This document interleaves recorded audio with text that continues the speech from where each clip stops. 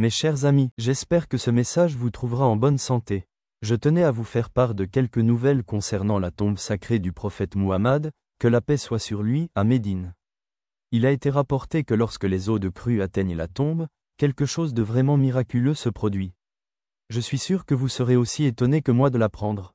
Chaleureuse salutation, cela fait 1400 ans que une vieille prophétie s'est réalisée. Serait-ce un signe du jour du jugement? La tempête et les inondations à Médine ont causé de graves destructions. La tempête a-t-elle endommagé la mosquée du prophète, que la paix soit sur lui? L'eau a-t-elle vraiment atteint la tombe du prophète? Restez avec nous pour le savoir. Et c'est tout pour cette vidéo. Avant de partir, nous voulons nous assurer que vous êtes tous abonnés à notre chaîne Miracle of Islam. Si ce n'est pas le cas, pas de problème. Il vous suffit de cliquer sur l'icône de la cloche pour recevoir les dernières mises à jour sur nos nouvelles vidéos. Commençons donc par la vidéo d'aujourd'hui, mes amis.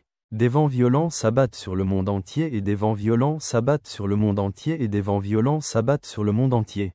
Nous avons une nouvelle choquante à propos de Médina qui fait parler tout le monde sur les réseaux sociaux.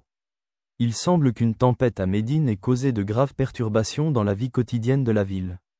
Le violent orage a provoqué des inondations, et les gens ont eu tellement peur qu'ils ont commencé à réciter le Kma Tba.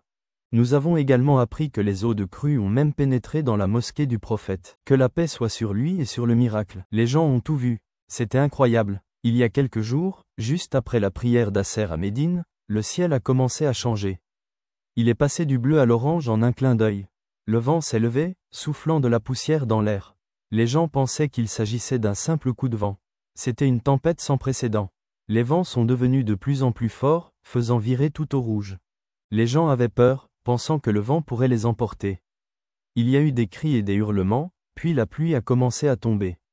C'était si soudain. Après les fortes pluies qui se sont abattues sur Médine et ses environs, les gens ont été inondés. Il y a eu beaucoup de pluie, avec du tonnerre et des éclairs. Médine a été durement touchée, avec de fortes pluies et des inondations à la mosquée du prophète et à la mosquée Quba. Les niveaux d'eau étaient si élevés qu'ils ont inondé les cours d'eau saisonniers et submergé les basses terres. Tout le monde a eu peur. Oh là là, c'était toute une scène. Des dizaines de véhicules se sont retrouvés coincés dans les eaux de crue et les ruisseaux du mont Oued ont commencé à couler. En fait, on a même rapporté que l'eau avait atteint la tombe du prophète.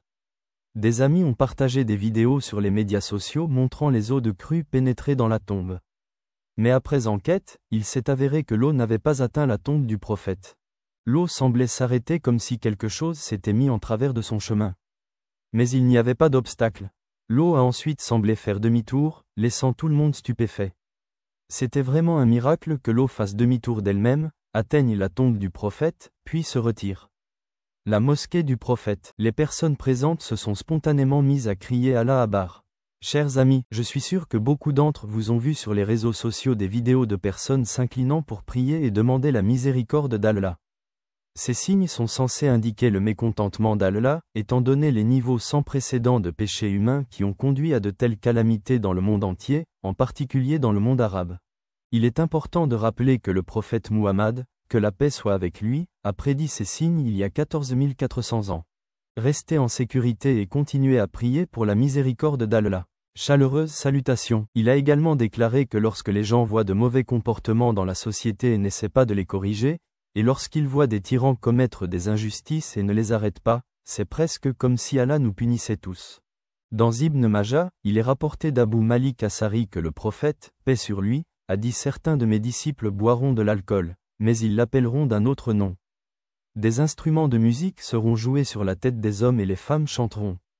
Allah les enfoncera dans la terre et transformera certains d'entre eux en singes et en porcs. » On rapporte d'Ali et d'Abu Huraira que le prophète, paix sur lui, a dit « Lorsque le butin de guerre est distribué aux gens sans égard, la confiance est traitée comme un butin, la zakat est considérée comme une pénalité, l'éducation religieuse est négligée, un mari devient obéissant à sa femme, un fils désobéit à sa mère, un fils se lie d'amitié avec ses amis tout en s'éloignant de son père, et les mosquées deviennent bruyantes.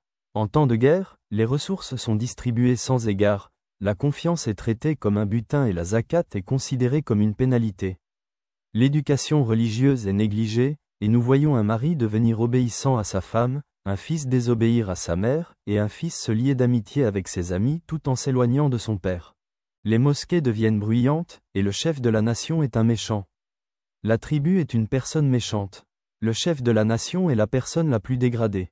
Le respect d'une personne ne sert qu'à éviter de lui faire du mal. Les instruments de musique et l'alcool deviennent courants.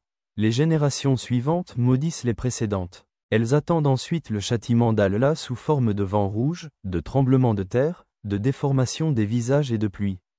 Des pierres et d'autres signes apparaîtront continuellement, tout comme un collier se brise et des perles tombent.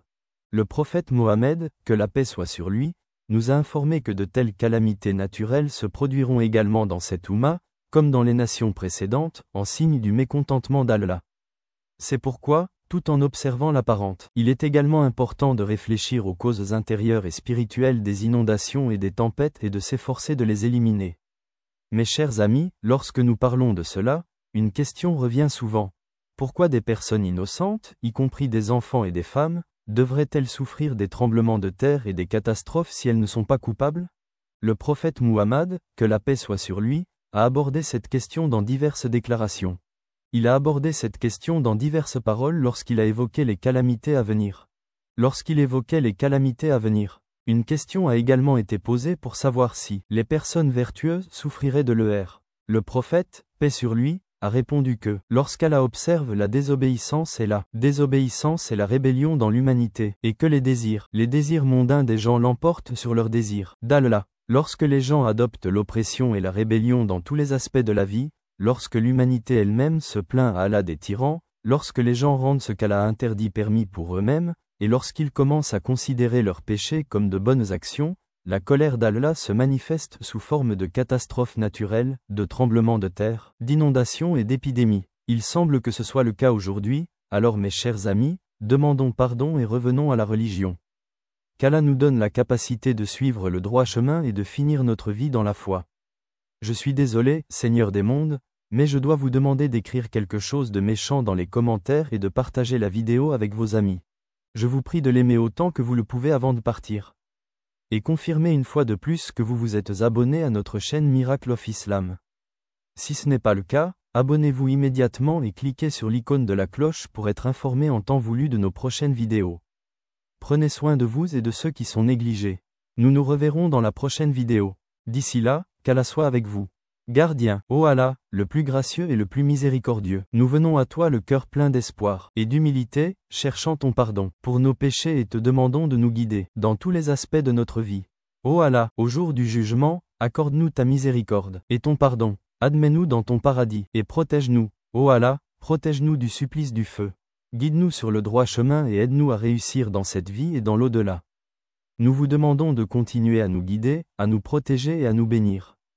Faites que nos cœurs soient fermes dans la foi, que nos actions soient justes et que nos vies soient un témoignage de votre grâce et de votre